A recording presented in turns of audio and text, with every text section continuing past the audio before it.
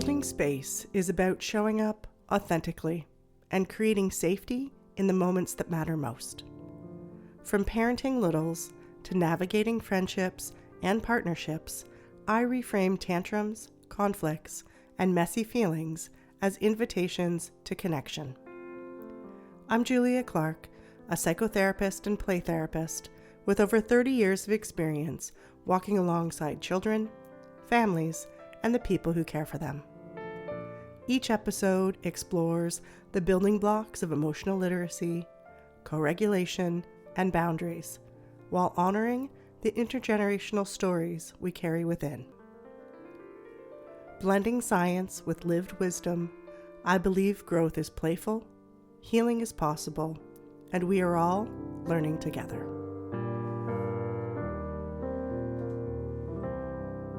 The ignore me response, the withdrawing, the shrugging, the it doesn't matter, the never mind, the going quiet, the insistence that they don't care when we can feel deeply that they do.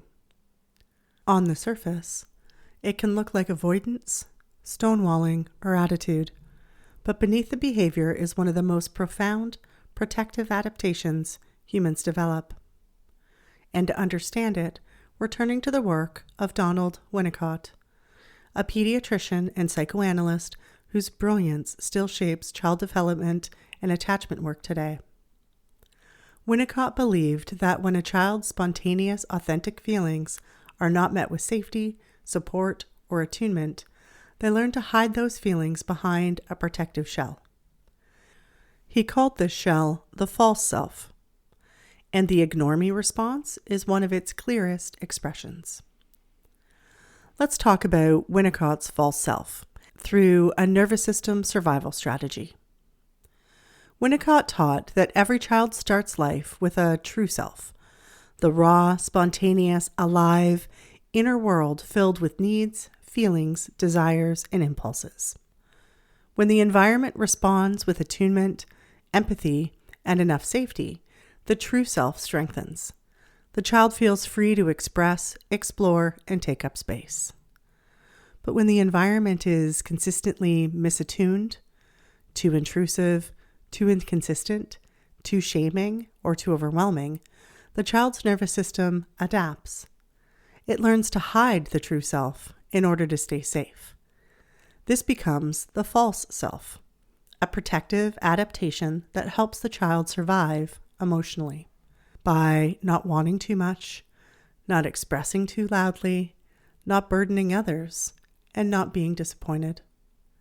In nervous system language, the false self is a fawn-freeze hybrid, a blend of shutting down and pleasing to avoid relational threats.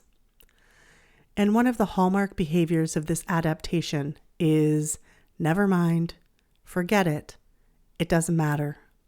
The shrug, turn away, and closing off. Not because they don't feel, but because feeling openly no longer feels safe. Let's look at why the ignore me response shows up.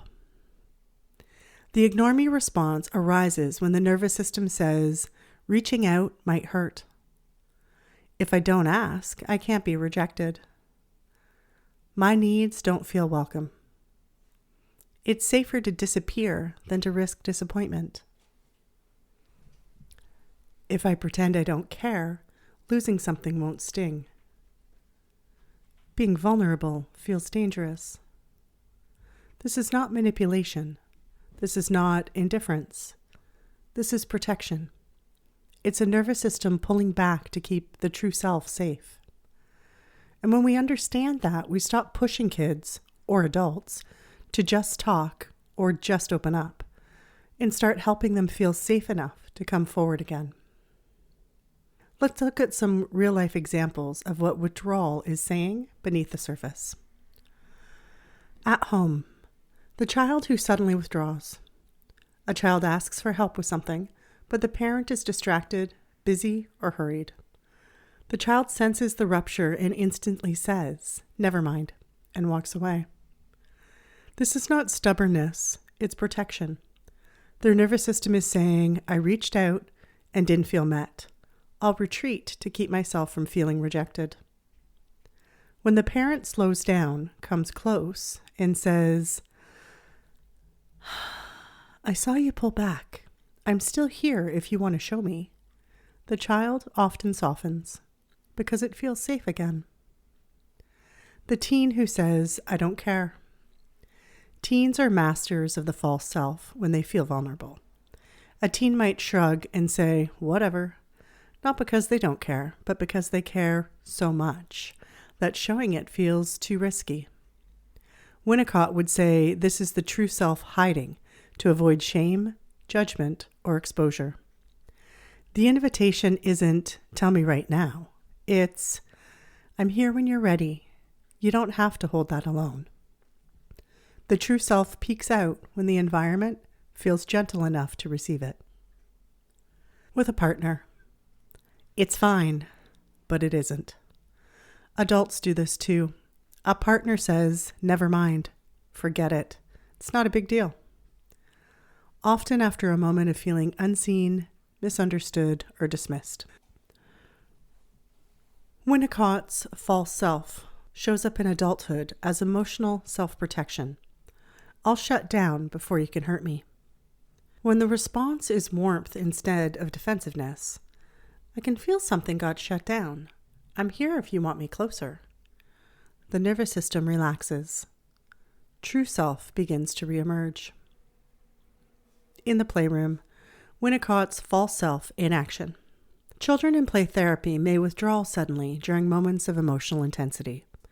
A child might be building something, reach a vulnerable moment in the story, then abruptly say, forget it, and dismantle everything. This is the false self stepping in. Too much feeling, too much risk.